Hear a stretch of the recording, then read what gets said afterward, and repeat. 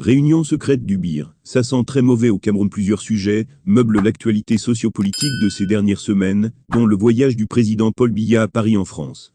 Il a été accompagné par des ministres du gouvernement et son fils Emmanuel Biya. La fin approche, restez éveillés. Ne manquez pas les révélations, avec le pack des dossiers noirs du samedi soir de ce 24 juin 2023 sur mes 2 pages, avait annoncé le journaliste Rémi Ngono sur les réseaux sociaux. Comme promis, le Camerounais en exil a débattu de plusieurs sujets dans un direct, parmi lesquels la brigade anti-Sardinard, lance l'assaut contre Paul Biya à Paris. Emmanuel Biya prépare son gouvernement. Rémi Ngono a aussi abordé le plan d'évasion du zonlou Jean-Pierre Amougou Belinga, des liasses de millions, des documents et plusieurs objets découverts dans sa cellule. Affaire Martinez-Zogo, série d'auditions et corruption au tribunal militaire, le commissaire du gouvernement pris dans le gombo. Il y a également Cabrel Nangip enterré en cachette, et Célestine Ketchakourtet. Ça sent mauvais au BIR. Les officiers organisent une réunion secrète pour la milice du président Ouattara en colère, égorge des hommes d'affaires camerounais. Le consultant de Radio France Internationale, RFI, écrit également que le vice-président de la Guinée équatoriale Théodore Obiang ouvre un compte TikTok pour escroquer. Et par ailleurs, concernant Célestine Ketchakourtet, c'est une femme dangereuse à éviter.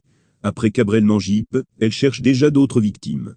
Et la suivante est, notre appartenance à la Rose-Croix nous a rapprochés. Biya et moi. Titus Edzoa condamné à 15 ans de prison en 1997, l'ancien secrétaire général de la présidence de la République fait partie des nombreuses personnalités qui étaient des proches du président, avant que ces derniers les nomment à des fonctions officielles. Titus Edzoa a fait la rencontre de Paul Biya en 1981. Médecin chirurgien, il était l'homme qui avait opéré la sœur de Paul Biya, alors que cette dernière était gravement malade.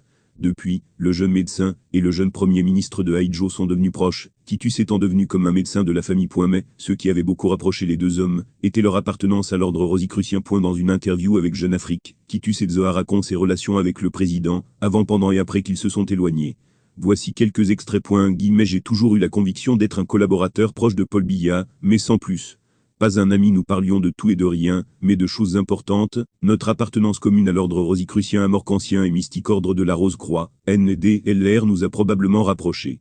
Sauf que j'avais ma liberté de penser, et le droit de ne pas m'identifier à monsieur Paul Biya. Je suis comme dans une tombe, mais je garde un œil ouvert. Égard à eux, lorsque le second s'ouvrira. Ils ont une peur bleue de ce que je pourrais révéler, dit-il. En 1997, lors de ma première comparution, privé d'avocat, j'avais refusé de m'exprimer. Plutôt que de renvoyer l'audience, en une nuit, ils m'ont condamné à 15 ans, soit 2 septennats. À présent qu'il les a accomplis, il peut me rendre ma liberté.